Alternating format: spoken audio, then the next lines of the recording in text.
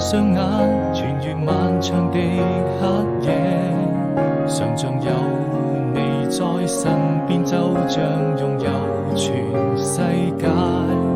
也許我們已經忘了時間，距離很遙遠。答應我，你一定要好好珍惜眼前，人藏最深的思念。分開以後不需再見，每一天都是人片。那些愛過的人依然會出現。